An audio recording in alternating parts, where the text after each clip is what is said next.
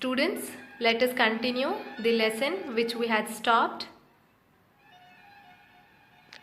Para 13, I'll start. The lesson name was The Heavenly Parasol. Hope you are understanding the lesson. I'll be reading out each paragraph and explain the same at the end of each paragraph. Students, listen to the video very carefully.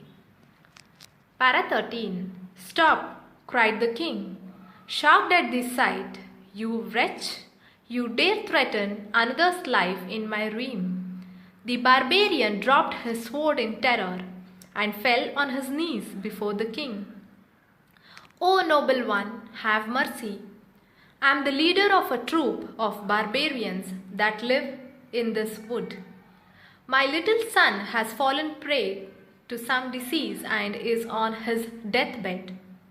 If I kill this man, the gods will be pleased and save my son's life.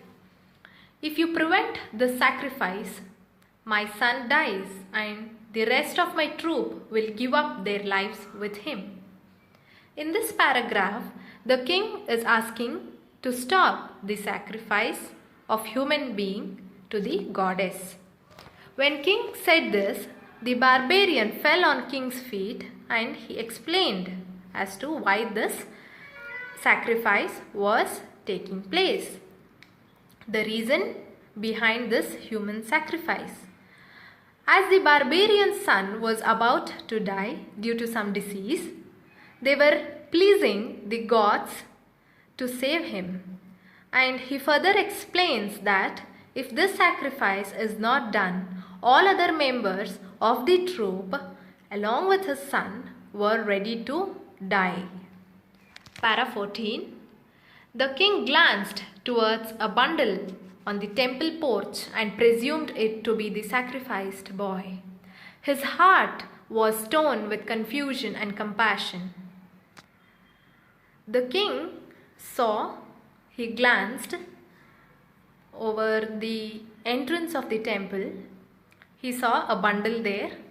He assumed it to be the sacrificed boy.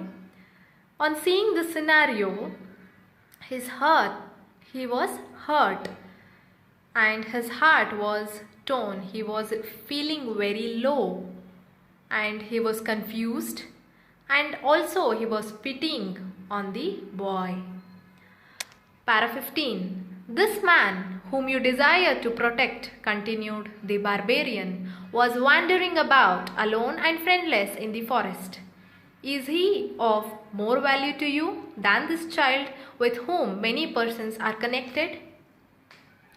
Barbarian is asking the king that who is more important to you, O noble king?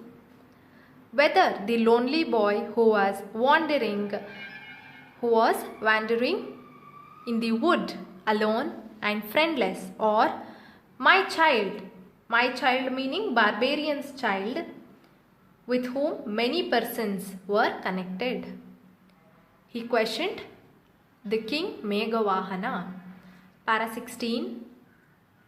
The victim sat crying on the ground, a look of terror on his face.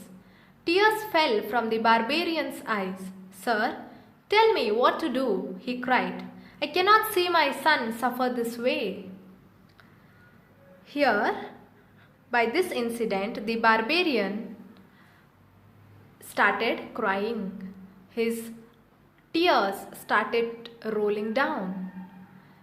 He requested the king to please suggest him any way to come out of this, because he could not see his son suffer this way. He wanted the king to suggest any way. Para 17. The king spoke firmly. Do not be distressed. I will save your son as well as this victim. I offer my body in sacrifice to Chandika. Kill me, O barbarian. May these two persons live. The king is supporting the barbarian that don't be distressed. I am there. I will save both of you meaning the son of barbarian as well as the victim. He was ready to offer his life at the cost of those two living beings. And he asked the barbarian that, let these two persons live. You can take away my life as human sacrifice to please the gods. Para 18. The barbarian, struggling between incredulity and fear, took a step backwards. Sir, you are the king. Your life should be protected at all times. Do not pity this victim. Let him die. His life is of no significance. After hearing to the king's words, he was developing a fear of disbelief. He moved backwards and he told the king that your life should not be put into danger. Instead, it has to be only saved from all odds. The victim's life is of no use. His life is not at all useful. It's of no importance, so he could die. He explained these facts to the king as to how his life was very precious to its citizens. Para 19. The king shook his head impatiently. If I can use my bodies to stop a killing, why should I not? Do not speak another word. Kill me. The barbarian, when he heard to the king's words, he could not stop himself. Seeing the king shaking his head, he grew very impatient, and the king asked that, why should I not die when I could stop two people's sacrifice? And further the king continues that, do not speak anything. You just obey my orders and kill me. I am ordering you to kill me, the king told the barbarian. Para 20. The barbarian hung his head and made no move to take his sword. The barbarian looked down. Neither he moved nor he took his sword to kill the king. Para 21. If you cannot bring yourself to strike at me, I will use my own sword for the purpose. So saying, the king drew out his sword. The barbarian and the victim watched in horror. As Meghavahana was about to strike himself, his head was covered with divine flowers of exquisite color and perfume, and someone held back his arm. The king wheeled around in surprise and beheld a person of heavenly appearance. Then he realized that the barbarian, the victim, and the ailing boy had vanished.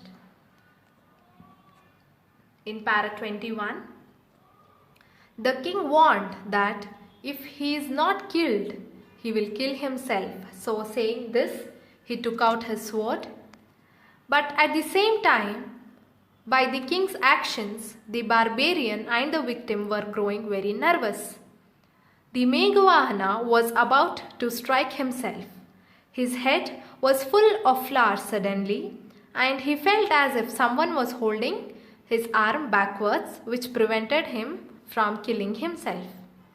By this time, the barbarian, the victim, the boy, all the three people had disappeared. Students, you can see how exactly the Meghavahana character is made up of. He was ready to sacrifice his life in order to save the other two's life. This is the main character of any king. Moving on to Para 22. A divine being addressed the bewildered king. I am Varuna, the lord of the seas. I have come to reclaim my parasol that was carried away from my town by the powerful Bhauma, the father of your father-in-law. It has powers to quell calamities in my land. I created this illusion to test your nobility of mind. You are truly compassionate and noble. In this paragraph, the divine voice said that it was Lord Varuna and he had come to take back his parasol, which was taken away by Bhoma. Who is Bhoma here? The father of Meghavahana's father-in-law. The parasol had the power to put down any calamity or loss which would occur. It had that power. And Lord Varuna also said that he had created this magic of parasol to test Meghavahana. And he had passed in the test given by Lord Varuna.